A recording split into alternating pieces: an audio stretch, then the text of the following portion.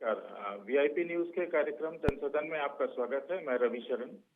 आज हम चुनाव के लेवल पे डिस्कस करने के लिए आए हैं कि काफी सारे प्रत्याशी एक तरफ से दूसरी तरफ बदल रहे हैं, तो दल बदल क्यों हो रहा है चुनाव की घोषणा के साथ ही। हालांकि ये काफी स्वाभाविक प्रक्रिया हो गई है आज के दिनों में।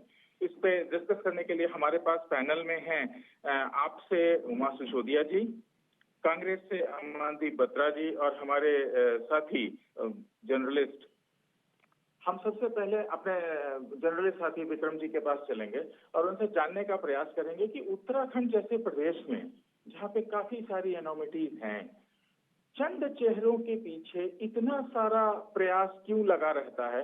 हालांकि अगर हम उत्तराखंड को देखें तो उनका योगदान जनता के लेवल पर, खासकर पहाड़ी क्षेत्रों में, जैसे हम एक नाम लें, आप जानते ही हैं कि हरक सिंह रावत 5 बार उन्होंने चेंज की पार्टी। इसी तरह और भी नाम है, नाम पे न जाए जो 2 4 5 लोग हैं या कहीं पे है, तो में आता है कि ऐसा है कि जनता इनको या तो इतना ज्यादा पसंद करती है कि किसी भी पार्टी से लड़ जाए कोई मतलब नहीं है, पर हमारी समझ से ये बाहर है कि इन्होंने कौन से क्या ऐसे कार्य किए हैं जिसकी वजह से जनता इनको हमेशा और हर समय इनके साथ रहती है। कारण ये कि जैसे ही एक व्यक्ति एक पार्टी से दूसरी पार्टी में जाता है और आइडियोलॉजी बदलता है, इसका मतलब, और वो अगर बार बार बदलता है तो इसका मतलब वो किसी आइडियोलॉजी से जुड़ा रहना चाहता ही नहीं है। विक्रम, देखिए, सबसे पहले मैं ये बताना चाहता हूँ कि भारतीय जनता पार्टी को अपना पक्ष रखना था, लेकिन वो किसी कारण नहीं पहुंच पाए। दूसरा जिस सवाल का आपने जिक्र करा, देखिए हरक सिंह का ही आपने जिक्र करा, तो हरक सिंह बड़ा नाम है, बहुत लंबे समय से मैं उनको जानता हूँ। कई बार मेरी उनकी चर्चा हुई, उन्होंने कहा कि देखो मैं वकील हूं और मैं जिस पार्टी में जाता हूं वहां जाकर के वकालत करता हूं। देखो ये बात मुझे उनकी बहुत अच्छी लगी। उन्होंने कहा देखो मैं वकील हूं, जिस पार्टी में जाता हूं मैं वहां की वकालत करता हूं। तो नेता अक्सर जब पार्टियां चेंज करते हैं तो वकील बन जाते हैं उस पार्टी के और वकालत उस पार्टी के करते हैं।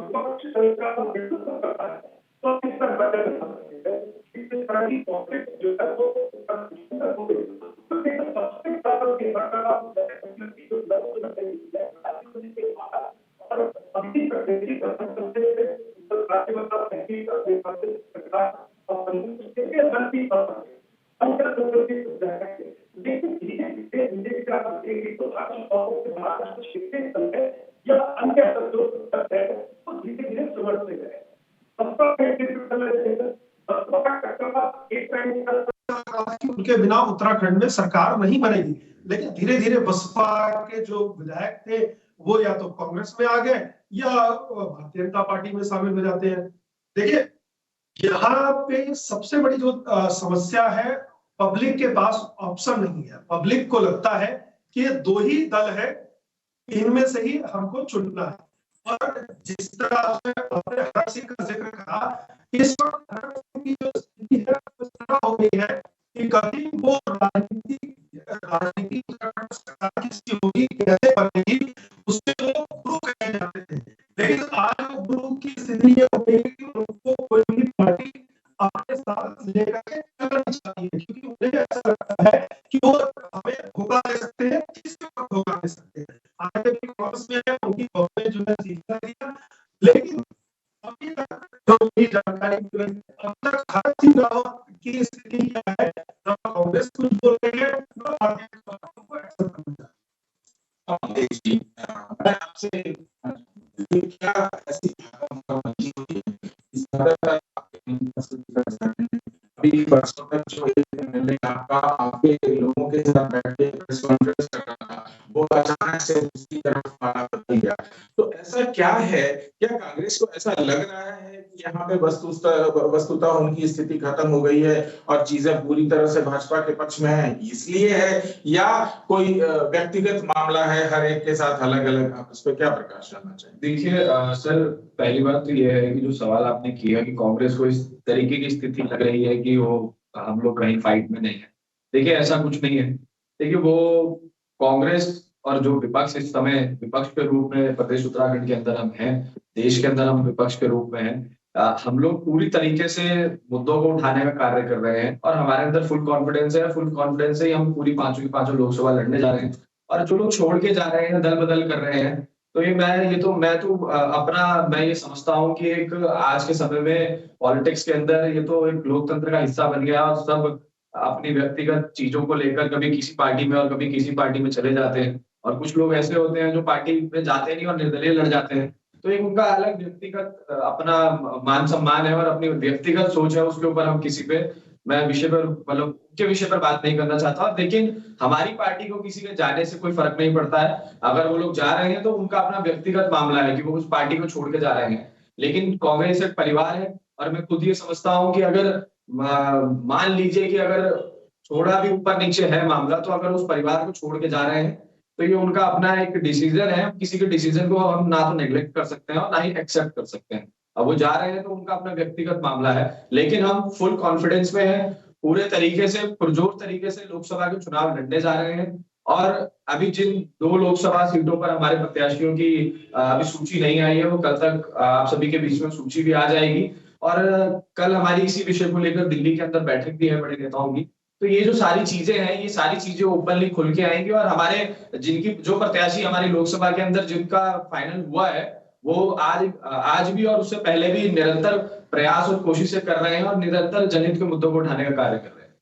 उमा जी, अगर हम आप पार्टी की बात करें तो जो देखा गया 10 साल में जिस ऊंचाई तक आप पहुंची, और खासकर अरविंद केजरीवाल जी का जो अभ्युदय हुआ भारत की राजनीति में, वो एक अलग तरह का की विचारधारा लेके चले थे और उन्होंने उस पर काम भी किया। किसी के उनसे सहमति या असहमति हो सकती है, वो किसी भी नेता से। क्या कारण था, किन जगहों पे आके ऐसी चीजें हुई या ऐसी चीजें हुई प्रतीत होती है या प्रतीत कराया जाता है कि वो कहीं अपने क्षेत्र से भटक गए। और आज के दिन ये स्थिति है कि आपकी टॉप लीडरशिप को देखिए तो वो आधे से ज्यादा तो जेल में है, और जो नहीं है उसको हर बार हर तरह से या तो टारगेट किया जा रहा है या तो उसको लाया जा रहा है कानूनी दायरे के अंदर। तो क्यों ये हो रहा है, जबकि ये पार्टी विद द डिफरेंस अगर हमारे हिसाब से देखें तो शायद आप जब बनी थी तो बहुत आपके जो लोग छोड़ के भी गए, मैं उनको कोट करता हूं, आपके जो लोग छोड़ के भी गए उन्होंने भी कहा है कि बहुत सारे नवयुवकों का एक भरोसा था और उस पर पार्टी ने काफी काम भी किया। पर आज ये स्थिति किस तरह से आ रही है और क्यों कर रही है? आप एक पत्रकार हैं और आपने जिस बात को अभी बोला मैं उसी बात को आगे बढ़ाऊंगी। आपने कहा कि हमारी पार्टी के बहुत सारे नेता जो है वो जेल में है और पार्टी के ऊपर ईडी सीबीआई बहुत सारे आरोप हुए। मैं अपनी पार्टी के उन नेताओं पर बहुत गौरवान्वित हूँ जो आज जेल में है। अगर आज वो जेल से कह दे कि हम बीजेपी ज्वाइन कर रहे हैं तो वो कल ही जेल से बाहर आ जाएंगे और ईडी सीबीआई के सारे छापे और जो कुछ भी उनके ऊपर आरोप है वो सारे खत्म हो जाएंगे। वो लड़ रहे हैं इस देश के लोकतंत्र को बचाने के लिए। आप ये देखिए, बीजेपी एक ऐसी बड़ी वॉशिंग मशीन है कि जिसके अंदर सारे आरोपी, जिन आरोपियों के लिए कभी मोदी जी रैली में खड़े होकर बोला करते थे, अगले दिन वही अजीत पवार जब उनकी पार्टी में आ गए तो वो साफ हो गए। अब असम के मुख्यमंत्री वो शर्मा जी वो बिल्कुल साफ हो गए। लेकिन आम आदमी पार्टी के योद्धाओं में आखिर ऐसा क्या है कि वो टूटना कबूल कर रहे हैं लेकिन झुकना नहीं। 10 साल से हमारी पार्टी, देखिए मैं बिल्कुल पार्टी विद द डिफरेंस, और हमने इस देश के युवाओं में एक आशा जगाई है। हमारी पार्टी 10 साल के अंदर वो पार्टी है जो सबसे तेजी के साथ राष्ट्रीय पार्टी बनी है। 4 राज्यों में हमारे पास 6% से ज्यादा वोट है। हम लोग राष्ट्रीय पार्टी का दर्जा हासिल कर चुके हैं और हम लोग मुकाबला कर रहे हैं इस समय विश्व के सबसे बड़े संगठन का और सबसे बड़े सो कॉल्ड 56 इंच के चौड़े सीने वाले नेताओं का। आप ये देखिए अरविंद केजरीवाल जी के ऊपर कितना प्रेशर है कि उनके दाएं बाएं हाथों को काटकर उन्होंने जेल में भेज दिया है, और कितना प्रेशर उन नेताओं के ऊपर है जो जेल में है। उनको ना वहां पे सही, आप सत्येंद्र जैन जी की हालत देख लीजिए, उनको सही इलाज तक नहीं है, उनको सही हॉस्पिटल तक नहीं है और उनके ऊपर अभी कोई आरोप सिद्ध नहीं हुआ, कोई चार्जशीट उन पर दाखिल नहीं है और वो 2 साल से जेल के अंदर है। तो आम आदमी पार्टी लड़ रही है इस देश के लोकतंत्र के लिए, और आपके चैनल के माध्यम से मैं कहना चाहूंगी अपने देश के युवाओं को कि आंखें खोलिए, आंखें खोलिए, आंखें खोलकर देखिए इस देश का लोकतंत्र नहीं रह गया। अब हम डिक्टेटरशिप की तरफ बढ़ रहे हैं। और जिस तरीके से उत्तर कोरिया में हर 5 साल में चुनाव होते हैं, रशिया में हर 5 साल में चुनाव होते हैं, और कुछ भी कीजिए एक ही नेता वहां पर जीतता है, वही हालात हमारे पूरे देश में हो जाएंगे अगर हम लोग नहीं जागे। तो आप लोगों को सांस लेने के लिए भी मोदी जी से पूछना पड़ेगा कि हम लोग सांस लें या ना लें। ये हालत हमारे देश की हो जाएगी। जी, आपसे मैं समझना चाहूंगा, देखिए जैसे स्थिति है, अगर हम देखें अरविंद केजरीवाल जी का अभ्युदय, तो एक तरह से ये कुछ लोगों द्वारा पोषित था, एक कार्यक्रम था, उसमें अरविंद केजरीवाल जी का प्रादुर्भाव, उन्होंने नए तरीके से चीजें की।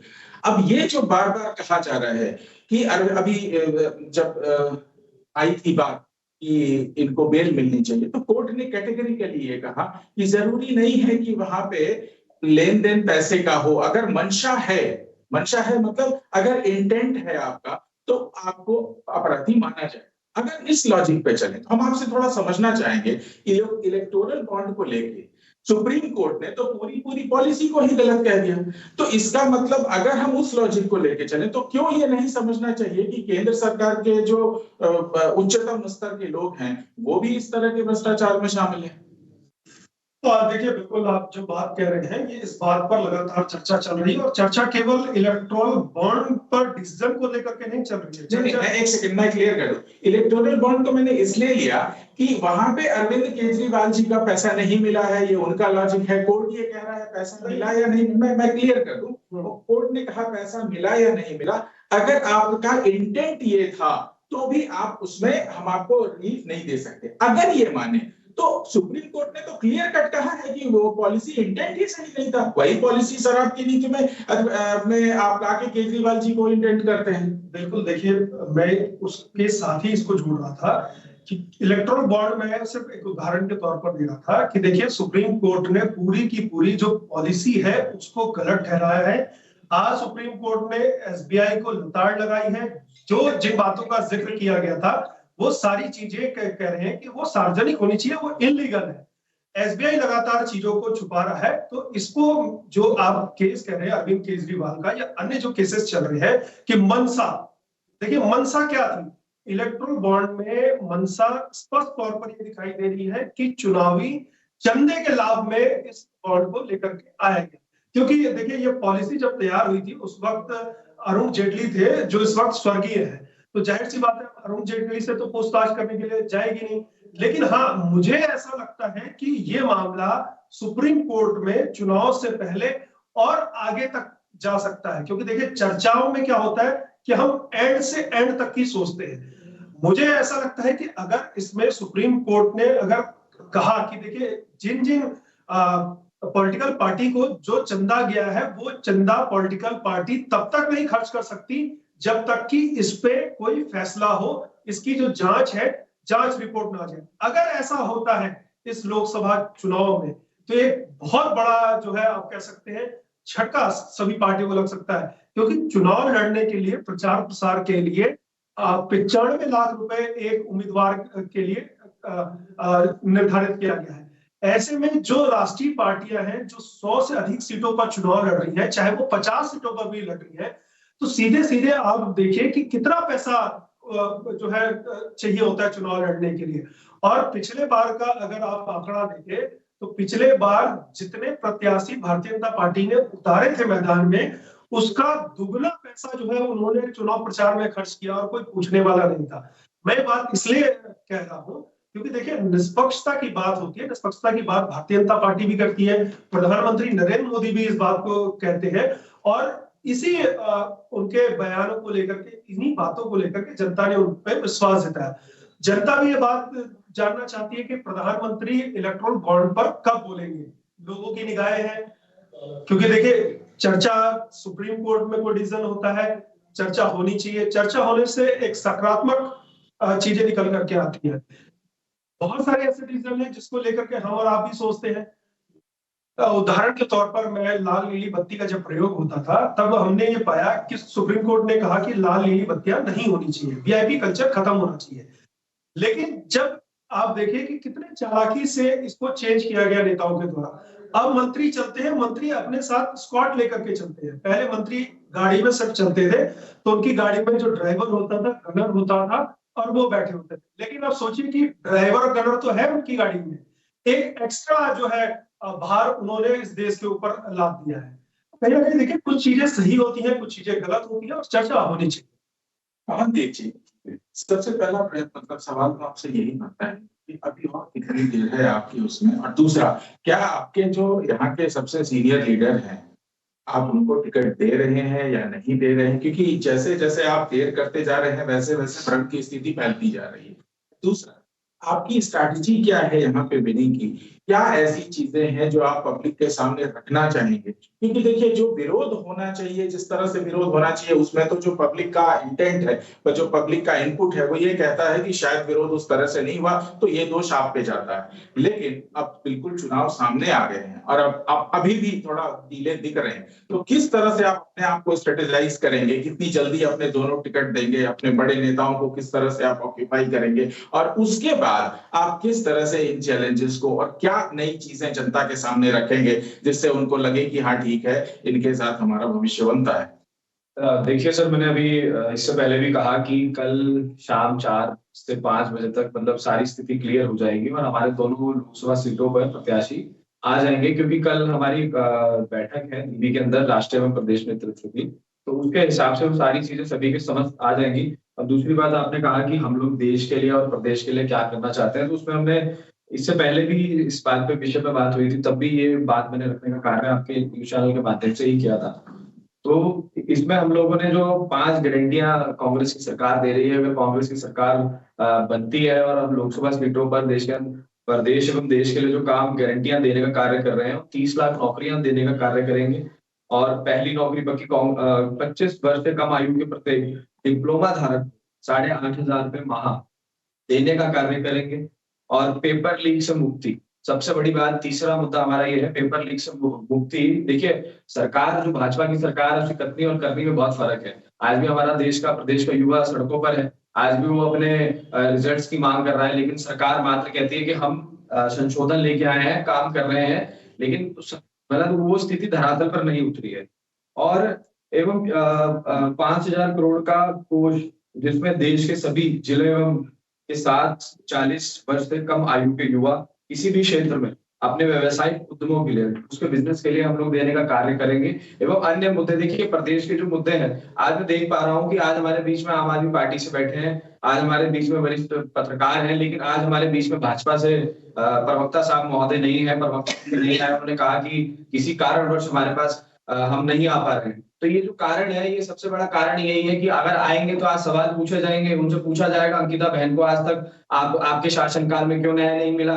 आज भी हमारा यूके SSSC का और आपका जो हमारा युवा छात्र आज भी सड़कों पर धक्के खा रहा है, के कर्मचारी आज भी हमारे सड़कों पर हैं। तो ये जो लोकसभा का माहौल है, आज भी उनके पास जवाब नहीं है देने को। सरकार आज के समय में सरकार मात्र और मात्र टीआरपी पे बात करती है, एडवर्टाइजमेंट पे बात करती है। और ये वो सरकार है जो जिनके मुख्यमंत्रियों के ऑफिस से खनन के ट्रकों के लेटर निकलते हैं उनको रिलीज कराने के लिए। ये वो सरकार है, ये वो सरकार है जिसने कोरोना काल के अंदर घोटाला किया। ये वो सरकार है आज हमारे ये वो सरकार है जिसने हमारे युवाओं पे लाठी भाजने का कार्य किया। तो देखिए, ये जो बहुत मुद्दे और ये वो मुद्दे हैं जो धरातल की स्थिति को मैनेज करते हैं, क्योंकि हम वो लोग हैं, हम खुद धरातल पर रहते हैं। हम कोई हेलीकॉप्टर से उड़ के जायजा नहीं लेते हैं, हम धरातल पर रहते हैं और हमारा एक एक प्रत्याशी धरातल पर रहता है। तो हमें आज हमारे प्रदेश के मुद्दों का पता है, आज हमारे प्रदेश से पलायन नहीं रुक रहा है, आज हमारे प्रदेश का युवा बाहर की तरफ रुख कर रहा है। तो हम कहाँ फेल है? अगर आज हमारा प्रदेश ऊर्जावान प्रदेश है तो हम आज भी फेल है। क्यों फेल है? उसका कारण सरकार बताए, उनके प्रवक्ता महोदय बताए, लेकिन वो आज हमारे बीच में नहीं है। वो हमारे बीच में इसलिए नहीं है क्योंकि हम सवाल करेंगे, उसके बाद जवाब नहीं होगा। मैं उमा जी के पास आऊंगा। उमा जी, आप यहाँ तो किसी सीट पे नहीं लड़ रहे, बट बेसिकली पॉलिसी वाइज क्या आपका कोई एग्रीमेंट है कांग्रेस के साथ की, कोई कॉमन मिनिमम पॉलिसी जिसमें आपके कुछ एजेंडा रहेंगे? और बाकी प्रदेशों पे कब तक आपके टिकट फाइनल हो जाएंगे, अगर आप इस पे कुछ प्रकाश डाल पाए? देखिए, मैं इस बारे में तो कुछ ज्यादा नहीं कह पाऊंगी कि हमारे जो टिकट्स हैं दूसरे प्रदेशों में कब तक फाइनल हो जाएंगे, क्योंकि ये सब हाईकमान का मुद्दा है। जो हमारे ऊपर के जो टॉप लीडरशिप है, कांग्रेस की टॉप लीडरशिप के साथ जो उनकी बातचीत चल रही है, इस बारे में तो वही प्रकाश डाल पाएंगे। रही बात है उत्तराखंड की, तो आम आदमी पार्टी जो कि यहाँ पर इंडिया गठबंधन में है, तो हम कंधे से कंधा मिलाकर कांग्रेस के अपने जो उम्मीदवार यहाँ पर होंगे इंडिया गठबंधन में, हम उनके साथ मिल खड़े होंगे। हमने इस समय भी, इससे पहले भी, पिछले 1 महीने के अंदर कई सारे प्रोग्राम हमने इंडिया गठबंधन के उसमें किए हैं। हम चाहे राज्यपाल से मिलना जाना, राज्यपाल जी से मिलने के लिए हम लोग गए हो, या भी एक प्रेस कॉन्फ्रेंस हुई थी उसमें गए हो, या हमने अतिक्रमण के विरोध में एक धरना प्रदर्शन किया था, उसमें हम लोग गए हो। इंडिया गठबंधन में आम आदमी पार्टी पूरी तरह से कांग्रेस के साथ मिलकर कंधे से कंधा मिलाकर चुनाव। विक्रम जी, अगर हम इस प्रदेश की स्थिति देखें, दिन पर दिन प्रदेश की स्थिति जिस तरह से डिटोरिएट होती रही, खासकर मैं पहाड़ी क्षेत्रों की बात करता हूँ, वहां पे तो आज के दिन यह है कि रिहाइश ही नहीं है और सब मैदानी क्षेत्रों की तरफ भाग। कोई भी विकास परियोजना क्या होता है और क्यों होता है, ये दो ही पार्टियां रही हैं, कांग्रेस और बीजेपी। क्यों होता है कि कोई भी योजना पहाड़ चढ़ते ही हाँफने लगती है? मजे की बात ये, और ये बड़े शर्म की भी बात है, कि एक पार्टी जो शासन में है वो ये कहती है पहाड़ी प्रदेश में कि साहब हम वहां नहीं जाएंगे, क्यों? क्योंकि हमें ठंड लग रही है, ये मैदानी प्रदेश तो है नहीं, तो पहाड़ी प्रदेश। तो क्या कॉम्प्लिसेंसी चल रही है, किस तरह से चीजों को देखा जा रहा है, और क्यों? या तो वो पहुंचा, मतलब आप इस पे विचार दीजिए कि या तो वो पहुंचाना ही नहीं चाहते वहां पे, या कोई बड़ी ऐसी दुर्व्यवस्था है जिसकी वजह से चीजें वहां पहुंच नहीं पा रही। देखिए, आपका इशारा विधानसभा सत्र को लेकर के है, गैरसैंण को, तो इस बात को समझ लो। देखिए, राज्य चलाना और भावनाओं के आधार पर चलना, दोनों में बड़ा अंतर है। सिस्टम को सिस्टम के हिसाब से चलाया जा सकता है। मैं गैरसैंण सत्र का ही जिक्र कर रहा हूँ। गैरसैंण में जहाँ पे ये विधानसभा बनी है, मैं वहां का जिक्र कर रहा हूँ। जब मैं पहली बार वहां पर गया, मैंने सारी चीजों को देखा, तो मैंने वहां पाया कि अभी लगभग आप ये मान के चलिए कि पूरा इंफ्रास्ट्रक्चर यहाँ पर बनाने में कम से कम 30 साल लग जाएंगे, क्योंकि भौगोलिक परिस्थिति उस तरह की नहीं है। आपको स्पीड से काम करने की जरूरत है, और वो स्पीड वहां पर नहीं है। मैंने जब वो पूरा विधान जो भवन था, मैंने अपने मन में कहा कि अगर हम इस जगह को फिल्म सिटी के तौर पर अगर डेवलप कर दे, तो यहाँ पर बड़ी बजट की जो फिल्में हैं वो बन जाएंगी, और इससे राज्य का फायदा भी होगा, और जो कलाकार आएंगे, जो लोग आएंगे, क्योंकि देखिए नेताओं को ठंड लगती है, उन्हें आराम की आवश्यकता है, उनको लगता है कि मुझे आरामदेह तरीके से वहां पर रखा जाए। जब भी सत्र वहां पर होता है, सबसे ज्यादा जो मतलब आप कह सकते हैं कि असुविधा का सामना करना पड़ता है छोटे कर्मचारियों के। सिपाहियों को मैंने देखा कि वहां पर कई ऐसे दिवाली खाल में शौचालय बनाया गया था, शौचालय बन गया, और वहां पे जितने में शौचालय बना उतने पैसे लग करके वहां पे पानी पहुंच रहा था। तो जाहिर सी बात है, जिसने भी वो शौचालय बनाने का सोचा होगा, वो बिल्कुल ही, मैं कहता हूं कि पहाड़ में रह करके पहाड़ विरोधी व्यक्ति रहा होगा। मैंने खुद उस खबर को किया। तो देखिए, इंफ्रास्ट्रक्चर बहुत जरूरी है, जिस तरह से आपने जिक्र करा, क्योंकि देखिए संसाधन हमारे पास ऐसा नहीं कि संसाधनों की कमी नहीं है। हम जब उसको रोटेट करेंगे, हम देखिए पहाड़ में, चाहे वो जनपद चमोली हो, चाहे उत्तरकाशी हो, चाहे आपका चंपावत हो, बागेश्वर हो, पिथौरागढ़ हो, वहां की जो भौगोलिक परिस्थिति है उसको वहां के हिसाब से हमें करने की जरूरत है। वो युवा जो नया भर्ती होता है, हम पहले से ही ऐसी शर्त रख दे कि आपकी जो पहली ज्वाइनिंग होगी सरकारी, उसमें वो पर्वतीय क्षेत्र में होगी, और लगभग 10 साल आपको वहीं पे आपको गुजारना होगा। उसके बाद हम देखिए, व्यवस्था तो बना ही है, लेकिन सेटिंग मैं इसलिए कह रहा हूं कि अगर हमको ये कहना है कि 10 साल लगा होंगे, हम 23 साल तो अभी तक कहे ही नहीं है। मेरा सवाल इसी कॉम्प्लिसेंसी में है कि सरकारें क्या सोच रही, करना ही नहीं चाहती है, या चलिए आपने कहा, और बिल्कुल, क्योंकि आप वहां पे रहे हैं, आपको वस्तुस्थिति का ज्यादा भान है, इसीलिए मैंने आपसे पूछा। तो अगर किसी चीज को डेवलप करने में आप कहते हैं 20-30 साल लगेगा, तो वो इनिशिएटिव अभी तक क्यों नहीं लिया गया? मेरा सवाल कॉम्प्लिसेंसी पे था।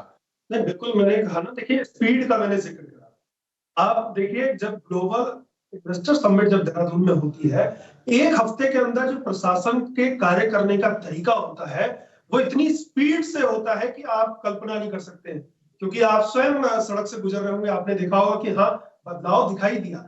वो स्पीड देखें, जब आप यहाँ पर तो सारे संसाधन है, इसलिए वो स्पीड दिखाई दी, लेकिन ये स्पीड जो पर्वतीय क्षेत्र है, वहां की जो भौगोलिक परिस्थितियां हैं, वो उस वातावरण के अनुकूल नहीं है।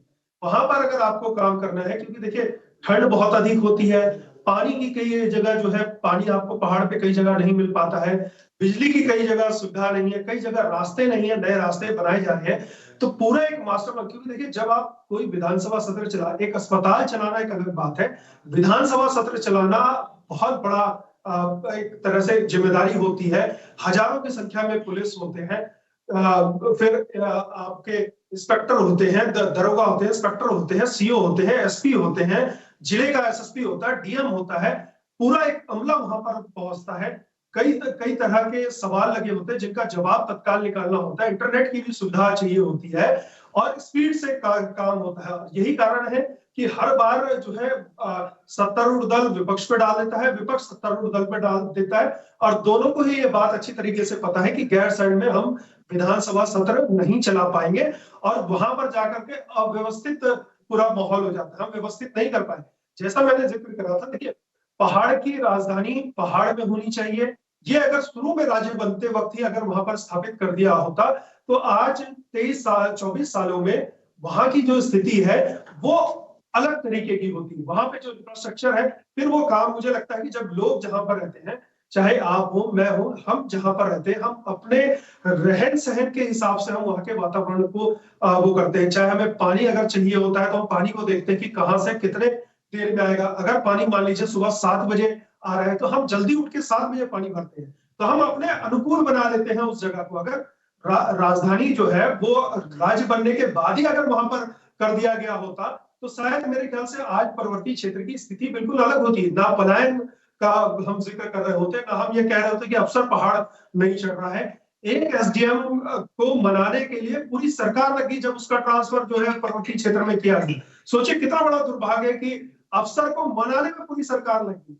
अभी तक उत्तराखंड में मैंने देखा कि जितने भी अफसर हैं रिटायर होने के बाद उनकी रिटायरमेंट पॉलिसी सरकार करती है। मतलब नए को मौका दो ना, आप नए को मौका नहीं देते हो, जो रिटायर हो रहा था उसके। हमारे पास हैं अमनदीप बत्रा जी कांग्रेस से, और काफी समय कांग्रेस साल कांग्रेस भी रही है, शुरुआत में पहला चुनाव जीत के कांग्रेस ही आई थी। अमनदीप जी क्या सोचते हैं, मतलब मैं समझना चाहूंगा एज ए पार्टी आप क्या समझते हैं, क्या चीजें रह गई? आप देख लीजिए आज के दिन में कुछ डेटा दे देता हूँ। कितने स्कूल बंद हुए? जवाब है सैकड़ों। ठीक है, उत्तराखंड में प्रसूता डेथ की स्थिति पूरे हिंदुस्तान में सबसे खराब। आप बच नहीं सकते आज के शासन को, 7 साल छोड़ दीजिए तो आप भी थे। तो क्या ऐसी चीजें हैं जो आपको लगता है कि कांग्रेस को आपको करनी चाहिए थी या आपने की और वो बाद में खराब हुई, और या आप उसको कर नहीं पाए और आपको अभी मौका चाहिए कि आप उन चीजों को कर सकें? देखिए सर, मैं तो इस पे यही बात कहना चाहूंगा कि जिस समय प्रदेश बना और जिस तरीके की सुविधाएं कांग्रेस के जो बड़े नेता थे उनको मिली केंद्र से, और जिस प्रकार से उन्होंने कार्य करने का कार्य यहाँ पे कांग्रेस ने किया, तो वो देखिए अब जैसे अब हमारे उस समय प्रदेश को सबसे ज्यादा जरूरत थी कि यहाँ पे रोजगार हो और सारी चीजें हो। तो तिवारी जी की सरकार ने, आपको भी पता ही है कि इस प्रकार से चिटकुट का वहाँ बड़ी बड़ी कंपनीज को लेकर आए और प्रदेश को बढ़ाने का कार्य किया। लेकिन मैं ये समझता हूँ कि देखिए मैं तो खुद, मेरी एज इतनी नहीं है, लेकिन जहाँ मैं युवा हूँ और अभी हाल फिलहाल में ही राजनीति से जुड़ा हूँ, तो मुझे ये लगता है कि कहीं ना कहीं हमें प्रयास करना चाहिए था कि कहीं ना कहीं हमारे जो रोजगार है हमारे प्रदेश के अंदर वो और डेवलपमेंट होता, एवं अन्य चीजों। अब उस समय के समय में और आज के समय में जमीन आसमान का अंतर है। और अगर मैं खुद अपनी बात दूं और मैं आज से 10 साल बाद इस प्रदेश को देखूं तो उसमें बहुत ज्यादा फर्क है। कभी हमने ये नहीं सोचा था कि यहाँ पे फिल्म इंडस्ट्री भी आई, आज फिल्म इंडस्ट्री आ रही है, आज पिक्चर शूट हो रही है, यहाँ पे बड़े बड़े स्टार्स आ रहे हैं। तो अगर आज से हम पैरेलल आगे को चलते हैं और फ्यूचर देखते हैं, तो कहीं ना कहीं अगर आज भी हम लोग सही डिसीजन लें और चीजों को उस तरीके से कर्व करें, तो हमारा प्रदेश कहीं से कहीं तक भी कम नहीं है। और हमारे प्रदेश का युवाओं को बाहर जाने की जरूरत ही नहीं पड़ेगी, क्योंकि हमारे पास सबसे ज्यादा, जब हमारे पास मतलब हमारे पास डाटा होगा, फैक्ट्रीज होंगी, हमारे पास रोजगार होगा हमारे युवाओं के लिए। क्योंकि मैं ये समझता हूँ कि पहाड़ी क्षेत्र के अंदर सबसे ज्यादा जो कमी होती है वो रोजगार की होती है, दूसरा आपका मेडिकल की होती है। तो जो मेडिकल और ये सब चीजें हैं, शिक्षा है, इन पे कहीं ना कहीं हमें ध्यान पहले पुरानी सरकारों को भी देना चाहिए, तो और जो वर्तमान में सरकार है उसे भी देना चाहिए। और आने वाले समय में जो सरकारें आएंगी, मैं एक राजनीति से हटके बात को आपके चैनल के माध्यम से रख रहा हूँ, युवा होने के नाते रख रहा हूँ इस प्रदेश के, तो जो आने वाली सरकारें भी हैं उनको भी ध्यान देना चाहिए। और हाँ, मैं आपके चैनल के माध्यम से ये कहना चाहता हूँ कि अगर आने वाले समय में हम जैसे एक आम जन के युवा को मौका मिलता है, तो हम इन विषयों को उठाएंगे और समय देता है। एक कमेंट मैं उमा जी से ले लूं। उमा जी, 2022 में जब आप आई थी तो आपकी जो ओवरऑल पॉलिसी थी वो इस प्रदेश को सबसे ज्यादा सूट करती थी। एजुकेशन को ले लीजिए जिसपे आपका सबसे ज्यादा फोकस है, मेडिकल को ले लीजिए जिसपे आप बहुत ही स्ट्रेंथ करते हैं। आप क्या समझते हैं कहाँ थोड़ी कमी रह गई जिसकी वजह से जनता में वो एक्सेप्टेंस नहीं हुआ, या आप आगे कैसे करेंगे कि जनता इसको एक्सेप्ट करे? बिल्कुल, मैं आपके चैनल के माध्यम से मैं इस बात को स्वीकारने में बिल्कुल मैं हिचक नहीं रखूंगी। ये गलती आम आदमी पार्टी की थी कि हम जनता तक नहीं पहुंच पाए, हम अपनी पॉलिसीज को, हम अपने वादों को जनता तक नहीं पहुंचा पाए। इसमें कहीं ना कहीं हमारे संगठन की कमजोरी भी थी। मैं खुद क्योंकि संगठन की कार्यकर्ता हूँ, इसलिए मैं कह सकती हूँ कि हमारा संगठन इतने बड़े चुनाव के लिए उस रूप में तैयार नहीं था जिस रूप में हमें तैयार होना चाहिए था। तो कहीं ना कहीं हमारे संगठन की कमजोरी थी, जिसकी वजह से हमारे पास उतना समय नहीं रहा, या हम उस तेजी के साथ हम जनता के बीच में जाकर अपनी बातों को नहीं कह पाए जो कि हमें कहना चाहिए था। तो ये एक बड़ा मतलब एज ए पार्टी और एज ए हमारी पॉलिसीज में कमी नहीं थी, हमारी इच्छा शक्ति में कमी नहीं थी, हमारी मेहनत में कमी नहीं थी। कमी थी तो कहीं ना कहीं हमारे संगठन में थी, जिसके लिए मैं समझती हूँ कि एक बहुत नई पार्टी है। सिर्फ 10 साल से हम लोग राजनीति में यहाँ पर है और हमारे बीच में ज्यादातर वही लोग हैं जिनके पुरखे या जिनके बाप दादे कभी राजनीति में नहीं थे। अगर मैं अपनी बात करूँ या अपने जैसे और आम आदमी पार्टी कार्यकर्ताओं के बारे में बात करूँ जिनके पीछे कोई आम आदमी मतलब कोई राजनीति में नहीं रहा, तो हम वो नए लोग थे जो उत्तराखंड में आम आदमी पार्टी को स्टैब्लिश कर रहे थे और आज भी स्टैब्लिश कर रहे हैं। थोड़ा सा टाइम दीजिए, आम आदमी पार्टी उत्तराखंड में जरूर आएगी। आप सभी का बहुत बहुत धन्यवाद। हम यहाँ पे जो डिस्कस कर रहे थे वो ये था कि उत्तराखंड जैसे विषम प्रदेश में किन तरह की चीजों का होना